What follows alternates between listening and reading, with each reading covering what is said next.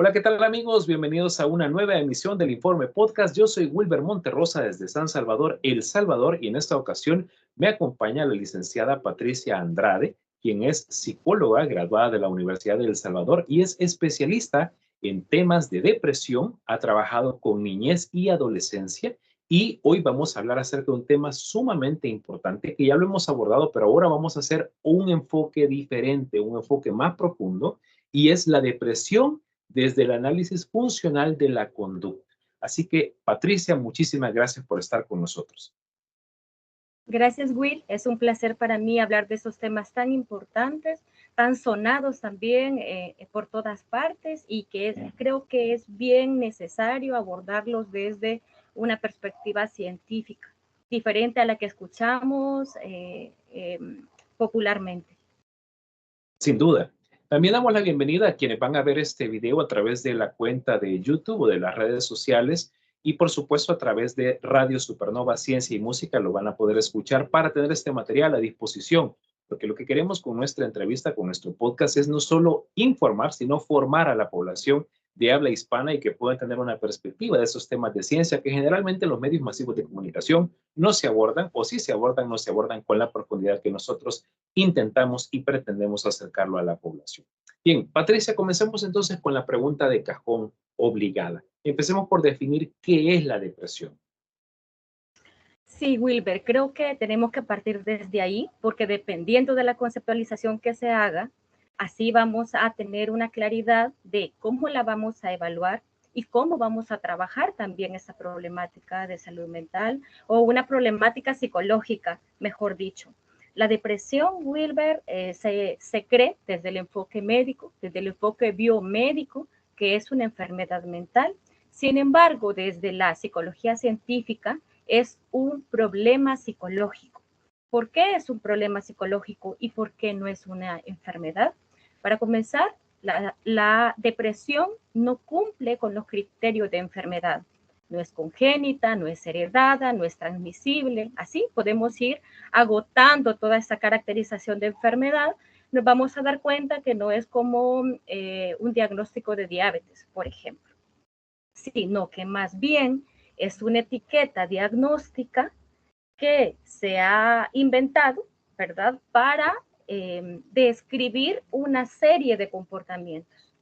Si nosotros nos vamos al DSM, ahí vamos a encontrar que la depresión es una etiqueta que se le da a una persona que cumple con 5 de X criterios. Llora mucho, ha perdido el sentido de la vida, ya no disfruta las cosas, duerme más, duerme menos, ha aumentado de peso, ha bajado de peso, hay ideación suicida, etcétera, ¿verdad? ¿Qué pasa con esto?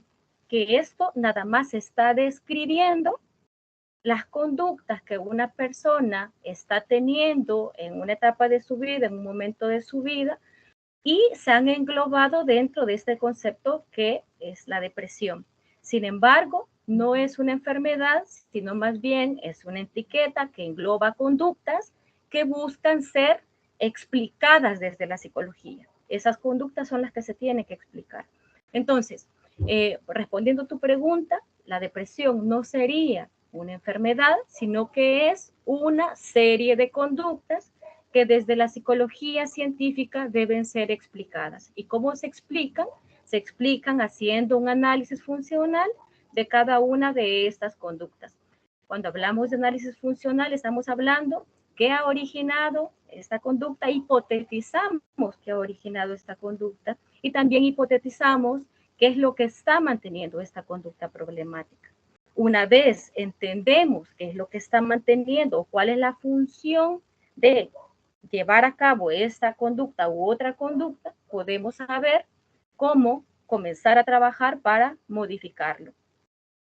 No sé si respondo a tu pregunta, William. Completamente, Patricia. De hecho, vamos a profundizar porque para nuestra audiencia es importante recordar que la palabra análisis significa separar el todo en partes. Entonces, hay que aprender a separar según lo que quiero tratar de traducir o comprender, mejor dicho, lo que me dijiste. Y si me equivoco, pues para eso estás, ¿verdad? Vos sos la experta. se trata de separar, ¿no?, esas conductas que no son una enfermedad, tenemos que dejarlo muy claro, no es una enfermedad como una fiebre, como una gripe, como no sé, otra situación viral, es una serie de conductas, y entonces tenemos que observar a partir de ese análisis funcional cuáles son aquellas situaciones que han originado que esto se dé y que se repita, porque para llamarlo conducta, decime si estoy bien o mal, tiene que haber una repetición, ya tiene que ya ser como un hábito, ¿no? Algo que se repite para decir, tiene una conducta así, porque lo está haciendo de manera, digamos, con cierta frecuencia. ¿Estoy bien hasta ahí o me he equivocado? Pues conducta es todo lo que hacemos, incluso lo Ok. hagamos una vez o varias veces, pero cuando estamos Muy bien. hablando de una problemática psicológica, estamos diciendo que esto se ha mantenido en el tiempo. O sea, la Muy bien. persona tiene estas respuestas constantemente y a eso le podemos llamar patrones conductuales, que se hacen presente en la vida de la persona en diferentes áreas o diferentes campos de su diario vivir. Ok. Entonces, ¿cómo podemos, la siguiente pregunta sería, ¿de qué va el análisis funcional particularmente de la depresión? Ok, fíjate que yendo un poco atrás a lo que tú me estabas comentando acerca del análisis, ¿verdad? Que es segmentar en partes más pequeñas algo más macro. El objeto de estudio de la ciencia psicológica es la conducta, pero no solamente la conducta, sino el contexto también en el que se da esta conducta, o sea, las interacciones conductuales que un individuo tiene en cierto contexto. La conducta, por ende, es constante, o sea, desde que nacemos hasta que morimos, estamos comportándonos, estamos haciendo algo, que es lo que nosotros hacemos dentro de la clínica, en psicología, por ejemplo. Lo que hacemos es segmentar arbitrariamente aquel segmento de todo lo que hace un individuo para analizarlas. Estas son unidades de análisis, o sea, en qué situaciones se da el comportamiento problemático, qué es lo que hace la persona, ¿verdad? ¿Cuál es este comportamiento que emite como respuesta en ciertos contextos y cuáles son las consecuencias de este comportamiento? Las consecuencias vendrían a ser refuerzos o castigos que o hacen más probable que la conducta se emita en el futuro o por lo contrario castiga la emisión de la conducta futura. Dentro de la depresión tenemos ambas formas. De hecho, habría que analizar un caso particular para saber cuál es la función de las conductas.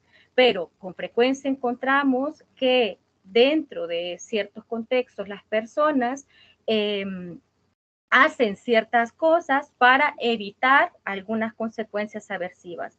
Por ejemplo, si en algún momento de mi historia de aprendizaje yo sufrí bullying, por ejemplo, ¿verdad? Puede que yo le tenga aversión a contextos sociales por este aprendizaje. ¿Qué sucederá? Que este aprendizaje hará menos probable que en el futuro yo busque socializar con personas. Y el aislamiento es algo que promueve estas conductas depresivas, ¿verdad? Por llamarle de esta manera, o estas conductas de estado de ánimo muy bajo. ¿Por qué? Porque no estoy accediendo a un reforzador social como es el compartir con personas, reírme con ellos, contar mis experiencias, hacer cosas juntos, ¿ya? Entonces me estoy limitando de una situación que yo he aprendido en mi historia de vida que probablemente me va a causar un malestar. Entonces, ¿qué sucede? Dentro de la clínica, lo que nosotros tenemos que buscar es que la persona vaya accediendo a estos reforzadores naturales en su entorno, a pesar del malestar que pudiera surgir, ¿verdad? Pero se hace de manera paulatina, de manera acompañada, para que vaya accediendo a estas fuentes de bienestar de las que se privó en algún momento por esta interacción que le brindó o que estableció, mejor dicho, un patrón conductual determinado. Ok, es valioso esto porque, digamos, a nivel general, se nos dice de repente cuando nos retraemos de algo, de alguna actividad social a partir de esa experiencia, nos dicen, vos tenés que hacerlo, socializar, echarle ganas, vos estás triste porque querés, pero Ujú, obviamente hay todo un, digamos, un conglomerado de situaciones que creo que es lo que nos has dicho ahorita, que hay que aprender y acompañar en cada caso, es decir, no ujú, podemos generalizar, ¿verdad? Que porque algo le pasó a alguien hace 20 años es lo mismo que le va a pasar o la misma receta, por decirlo de alguna ujú, manera, ¿no? Tenemos que comprender esa diferencia. Te lo ujú, comento así porque esto es lo que generalmente se escucha o se ve en redes sociales y es lo que las personas hemos, me incluyo, interiorizado respecto de cuando alguien dice estoy con depresión o tengo depresión. ujú, Lo asociamos con eso y creemos que con un echarle ganas basta. ¿Cómo ujú. podríamos, digamos, refutar este tipo de corriente de pensamiento tan atomizado y tan aceptado socialmente, pero que probablemente pues no sea el adecuado? Fíjate, es interesante tu pregunta porque a mí ya me han cuestionado esto. Cuando yo he dicho que no es una enfermedad y que es una problemática psicológica, ¿verdad? Es cómo el individuo está interactuando en este contexto en particular y que por cómo ha sido su historia de vida, por los múltiples eventos que ha podido vivir, situaciones, experiencias, pérdidas, ¿verdad? Pueden allí estar las causas de su estado de ánimo actual. Cuando decimos que no es una enfermedad, es como que si se le restara importancia. Entonces, si no es una enfermedad, quiere decir que es una cuestión de echarle ganas. Si no es una enfermedad, quiere decir que es una cuestión de actitud. Y no, cuando estamos diciendo que no es una enfermedad, estamos hablando que pertenece a una categoría diferente. No es una enfermedad física, ¿verdad? Biológica, química, de neurotransmisores, no es eso, sino que es algo igualmente complejo y difícil de modificar. O sea, si no es una enfermedad, no quiere decir que sea algo fácil. No quiere decir que para un psicólogo sea fácil trabajarlo y menos quiere decir que va a ser fácil de modificar para la persona que lo está sufriendo, para la persona que lo está viviendo. Porque para la persona que lo está viviendo puede ser incluso incapacitante. De hecho, la depresión está detrás de un montón de casos relacionados con suicidio, con conductas suicidas. Entonces, no porque sea una enfermedad quiere decir, que no sea una enfermedad quiere decir que sea fácil de abordar o fácil de cambiar. Ahora bien, ¿qué podemos hacer nosotros para que las personas lo entiendan? Pues principalmente quizás brindar información sobre la complejidad, sobre casos, ¿verdad? Sobre casos, sobre historias de vida de personas que han vivido depresión. Hace poco estaba oyendo un podcast sobre el suicidio, ¿verdad? Acercarse o acercar a la población sobre prevención de problemas psicológicos. Creo que haría concientizar a las personas de la importancia que hay de crear programas comunitarios, sociales, en las escuelas, etcétera, porque no es algo fácil de tratar, ¿verdad? No es una cuestión de actitud. Ahora bien, cuando las personas van a la clínica, ningún profesional que se respete te va a decir es una cuestión de actitud o de pensamiento positivo. Levántate y di, ahora todo va a ir bien, tú puedes, aunque las autoinstrucciones sirven en algunas situaciones en particular, no quiere decir que con pensamiento positivo vamos a cambiar un estado depresivo, ¿verdad? Ahora bien, ¿qué es lo que hacemos nosotros en la clínica? Es identificar las problemáticas, explicárselas a las personas, cuál puede ser la hipótesis de origen, qué es lo que la está manteniendo actualmente, intentar intervenir en el contexto de la persona, o sea, lo que se pueda cambiar, cambiarlo. ¿De qué estamos hablando acá? Estamos hablando que la depresión, en términos funcionales, originaría por, en algunas ocasiones, por pérdida de aquellos reforzadores o aquellas fuentes de bienestar estables en la vida de la persona. ¿Sí? ¿Qué quiere decir esto? Que la persona tiene que volverse a conectar con otras fuentes de bienestar, con otros reforzadores. Muchas veces la hipótesis de origen es difícil de identificar, pero sí podemos trabajar con lo que actualmente está manteniendo este estado o estas conductas o estas respuestas de la persona. Muy bien.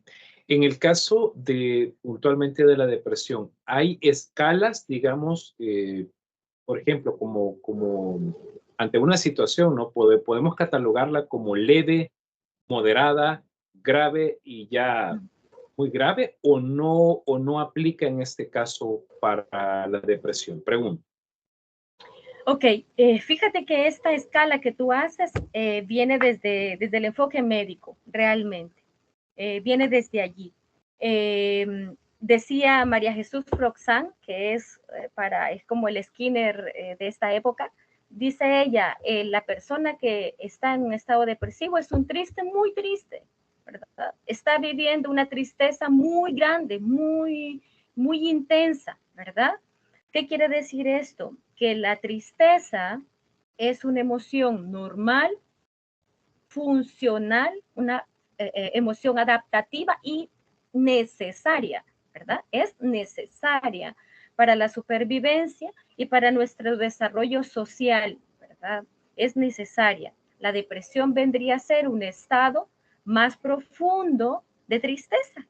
La persona se ha mantenido triste durante mucho tiempo porque hay diferentes aspectos en su vida y las respuestas que ella tiene a esos diferentes aspectos de su vida han mantenido por un periodo muy largo y que está afectando o deteriorando diferentes áreas de su vida. Esto es un criterio importante, ¿verdad? Todos nos vamos a sentir en algún momento muy tristes, que no nos queremos levantar de la cama, etcétera. Y eso es perfectamente comprensible ante ciertas situaciones, ante pérdida de un familiar, ante un diagnóstico de cáncer, por ejemplo, nuestro de un familiar, ante una pérdida de una relación amorosa, un trabajo, qué sé yo.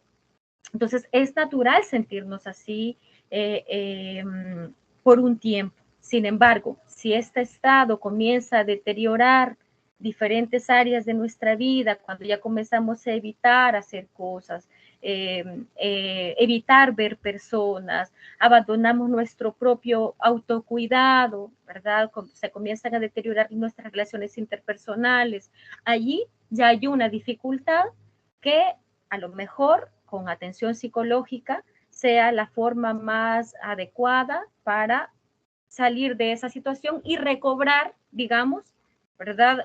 Un equilibrio en nuestra vida que básicamente sería reestructurar, si es una pérdida, sería reestructurar nuestra cotidianidad y aceptar que esa fuente de bienestar ya no está y buscar otras fuentes de bienestar, o sea, que nos conecten a esta vida y que la vida vuelva a tener sentido, ¿verdad?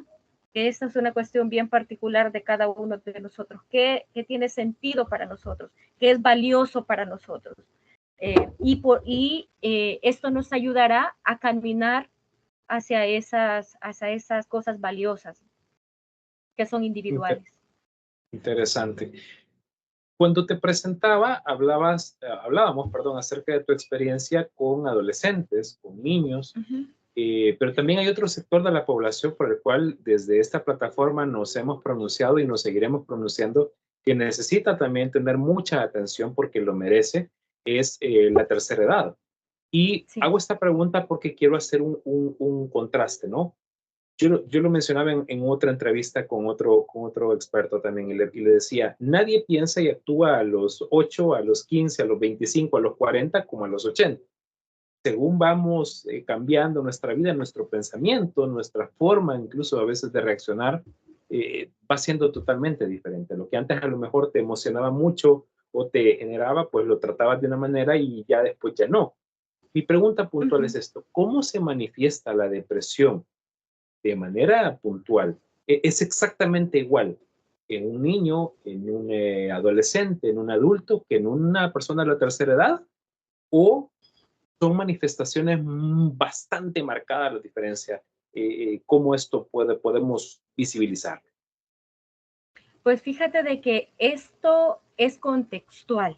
Las manifestaciones o la morfología de las conductas, o sea, tú puedes tener dos personas, incluso de la tercera edad, que puedan estar teniendo un estado depresivo, lo pongo entre comillas siempre porque estamos utilizando una etiqueta médica, ¿verdad? Correcto. Pero para que las personas lo comprendan, digamos, han sido englobadas sus conductas dentro de una etiqueta de depresión. Y ambos tendrían conductas diferentes, ¿verdad?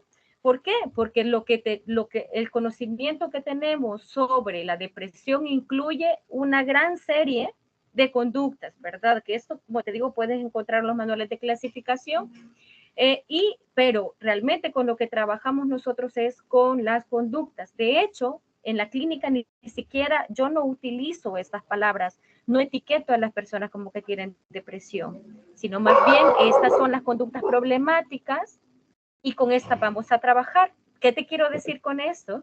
Que incluso dos personas de la tercera edad pudieran estar viviendo un estado de ánimo bajo, pero con una morfología de sus conductas totalmente diferentes. Podríamos tener un adulto mayor que, de hecho, ya he trabajado yo con adultos mayores que podríamos decir que es una crisis de un estadio evolutivo, ¿verdad? Que es el hecho de abandonar la dinámica laboral, abandonar esta rutina diaria que tenían de levantarse, ir a trabajar, ver a sus compañeros, comer con ellos, salir, irse a tomar un café ya no, todo eso desaparece y comienzan a tener una vida muy solitaria. Y esto definitivamente refleja muy bien una pérdida. Aquellos reforzadores positivos que estaban vinculados con esta vida activa laboral ya no están. Entonces, ¿qué le queda a esta persona si tampoco ha podido cultivar unas amistades fuera del ámbito laboral? Si nosotros vivimos en los trabajos, ¿qué le queda a esta persona? ¿Qué otros reforzadores puede encontrar o qué otras fuentes de bienestar puede encontrar ella en su entorno social?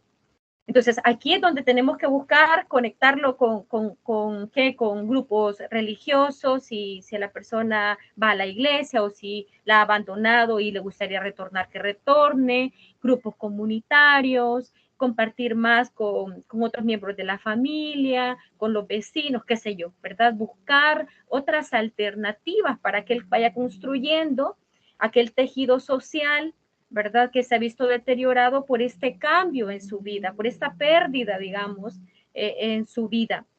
Mientras que también podemos tener otro adulto mayor que ha tenido un diagnóstico de una enfermedad, por ejemplo, que es parte también de esta etapa, el deterioro, ¿verdad? De la salud.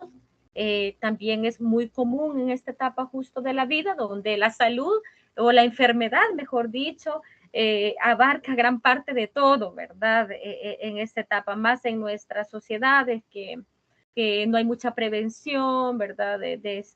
O condiciones, mejor dicho, de vida para poder tener una vejez saludable, ¿verdad? Entonces, aquí tenemos dos adultos mayores con condiciones contextuales diferentes, donde pueden estar presentando esta caracterización asociada a la depresión y ser totalmente diferente. El abordaje será diferente también, ¿verdad? Porque en psicología científica las evaluaciones y las intervenciones son ideográficas, o sea, son individualizadas de acuerdo a las conductas que queremos modificar. Esto no quiere decir que no tenga principios comunes o principios homogéneos. No quiere decir eso, sino más bien que lo que hacemos es utilizar estos principios para modificar aquel comportamiento, aquel contexto, en beneficio del bienestar de la persona. Interesante. Vayámonos entonces al otro extremo, porque también es muy común en nuestros países Ok. latinoamericanos escuchar a adultos o a ancianos o a padres de familia, ellos decirle a un joven o a un niño: ¿qué vas a saber vos de depresión? ¿Por qué vas a estar triste? Vos no tenés por qué estar triste, vos no tenés por qué estar en ese estado. Y empieza, también hay que mencionarlo, este cierto menosprecio a las emociones o a las situaciones o a las conductas que pueda Ujú. manifestar un niño o un adolescente, creyendo que porque está joven, porque no tiene las responsabilidades de un adulto o no ha pasado algunas situaciones que se cree como se dice popularmente, que la vida ha golpeado, ¿no? Es un cliché también, por cierto. Em, Ujú. entonces, hay un menosprecio y decimos, ya le va a pasar. Y viene Ujú. esta frase de, esa es una cosa de niños, de adolescentes, ya le va a pasar. Pregunto yo, ¿cómo podemos abordar este punto? ¿Podemos confirmar eso o podemos decir que definitivamente no es la forma de abordarlo? Pues mira, que definitivamente en cada etapa de nuestra vida nosotros podemos sentir las emociones igual muy intensas ante ciertas situaciones. Con la niñez, ¿qué sucede? Ellos tienen ciertas limitantes propias de su etapa. Tienen la limitante de explicar lo que sienten y si no les hemos enseñado, porque lo interesante de la psicología es que indica que todo es aprendizaje. O sea, toda la forma en la que nosotros nos comportamos, hay muchas variables, pero dentro de esas variables han sido aprendidas por aprendizaje, por nuestra historia de aprendizaje. Entonces, si el niño no ha aprendido, si su contexto no le ha enseñado a procesar, a explicar, a nombrar cómo se siente, ¿sí? Entonces, ¿qué tenemos? Tenemos niños que se aíslan, es su manera, ¿verdad?, de expresar o de responder ante ciertas situaciones. Se aíslan, evitan el contacto, lloran mucho, son muy huraños, son muy tímidos o en algunas ocasiones también son muy reactivos, ¿verdad? Muy hacia afuera, andan de muy mal humor, eh, muy a la defensiva, qué sé yo. Entonces, no podemos minimizar estas conductas asociadas con la depresión en la infancia, porque también es cierto que hay cierta caracterización que es muy propia de esta etapa, es muy propia. Como estas que te estoy diciendo, cuando un adolescente puede tener algunas conductas parecidas también, de mayor aislamiento, de evitación de situaciones sociales, o incluso también puede ser más reactivo, más hacia afuera. Entonces, nosotros como adultos, como padres, debemos estar muy atentos a las reacciones emocionales de nuestros hijos, enseñarles a nombrar lo que sienten, escucharles, validar también ante ciertas situaciones, si están sintiendo tristeza, validar y decirles, está bien que te sientes así, que te sientas así, yo también me siento de esta manera, yo también lloro, yo también me siento impotente ante ciertas situaciones. Ya a veces yo tampoco tengo ganas de hablar con personas, pero hacerles notar que allí vamos a estar con ellos y que nos pueden pedir ayuda si realmente lo que están sintiendo les sobrepasa.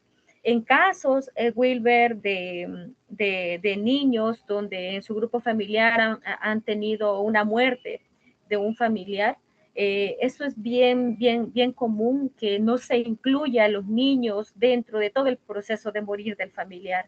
Entonces tenemos niños como muy confundidos, que no tienen claridad de lo que está sucediendo, no les han acompañado, de repente el familiar ya no está, no tienen mucha claridad de por qué no está, y los adultos creen que de esta manera, yo no les estoy criticando, ¿verdad? Sino más bien desde el amor, creen que esta es la mejor forma de manejar esta situación con los niños cuando los niños tienen que formar parte también de todo este proceso de muerte del familiar, para que ellos también aprendan a manejar la situación, a autorregularse a pesar del dolor que pueden estar sintiendo y a adaptarse a esta nueva realidad en la que este ser querido ya no está.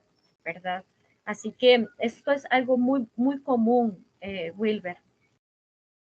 Sin duda, es un tema que da para mucho más. Yo quiero hacerte la cordial invitación para que podamos tener una siguiente etapa, una segunda parte de este tema que da para mucho, que es un tema que debemos abordar, y creo yo, en sociedades como la nuestra, como la latinoamericana, donde no se nos enseña, no tenemos una formación, no tenemos de repente a dónde acudir frente a distintas situaciones y de repente vemos o nos damos cuenta de personas que han tomado, perdón, decisiones equivocadas, muchas de ellas fatídicas, lamentables, Ujú.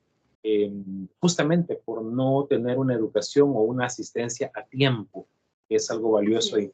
sobre todo con evidencia científica, no caer tampoco en la charlatanería, no caer tampoco en las pseudociencias, en aquellas prácticas o pensamientos, como decíamos, que es echarle ganas o tenés que visitar a tal lugar y ya con que vayas a tal lugar y veas tal situación, pues ya con eso te vas a sentir mejor como si fuera algo mágico.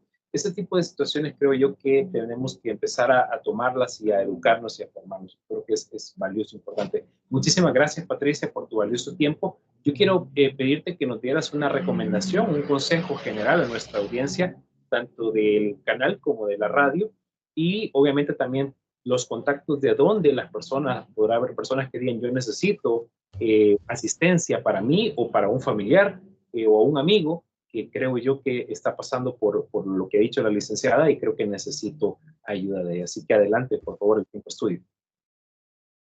Bueno, quizás lo que yo podría recomendar es que si ustedes, si algunos de los que nos escuchan se están sintiendo sobrepasados por una situación de bajo estado de ánimo, se han dejado de hacer cosas que les gustaba hacer, que antes eran placenteras, si notan que a partir de algún momento o si no es identificable aún así, si notan esta necesidad de ayuda, búsquenla. Si hay, por ejemplo, ideas de hacerse daño a ustedes mismos, deseo de no estar allí, ¿verdad? O escapar de alguna manera del malestar que están sintiendo. Por eso que estaba hablando Wilber, ¿verdad? Acerca del suicidio, del cual debemos hablar abiertamente. Lo mejor sería buscar ayuda psicológica. Es interesante también saber que para buscar ayuda psicológica nosotros tendremos que informarnos del profesional que nos va a atender. Hay muchos criterios para identificar un profesional que su práctica sea basada en evidencia o no. Por ejemplo, la explicación que les hace desde un inicio, si está hablando de inconsciente, si está hablando de que el problema está en su cabeza, y que echándole ganas las cosas van a ir mejor, o si les dicen que vayan que hagan una oración ahí, o sea, cosas como estas, ¿verdad? Esas serían alarmas que nos están diciendo que este no es un profesional que base su práctica en evidencia. También aquí hay otro elemento importante que habría que mencionar.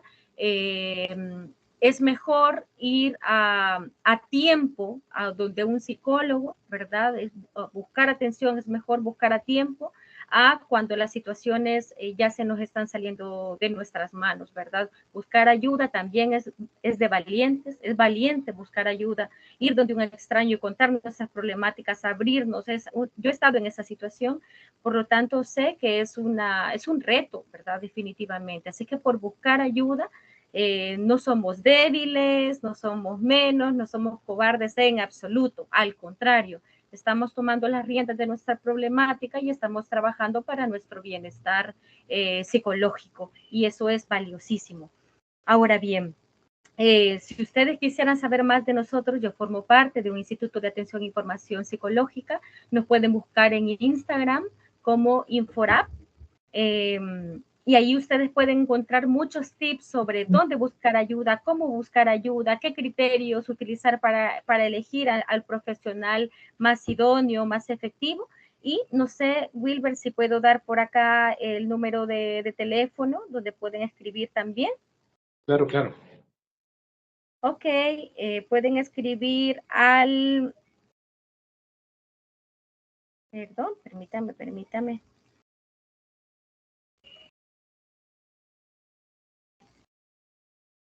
Igual va a aparecer aquí en pantalla para que ustedes lo puedan... Ok, perfecto. Muchísimas gracias, muchísimas gracias. Lo estaba justo buscando, pero entonces Wilber va a compartir nuestras redes sociales y nuestros números de teléfono donde ustedes se pueden comunicar con nosotros, pueden preguntar más información sobre dónde buscar ayuda y nosotros estamos muy comprometidos y con que la atención que nosotros brindemos sea realmente efectiva, que esté basada en evidencia científica y que no estemos matando moscas con cañones, ¿verdad? Sino que lo que hagamos sea en bienestar de las personas, y no es porque a nosotros se nos ocurre o porque nos lo sacamos de la manga o porque suena bonito o porque lo que la gente quiere escuchar, sino más bien lo que tiene evidencia de efectividad ante la problemática que tenemos enfrente y no ante la problemática necesariamente, sino para el ser humano que tenemos enfrente. Ese es el compromiso principal.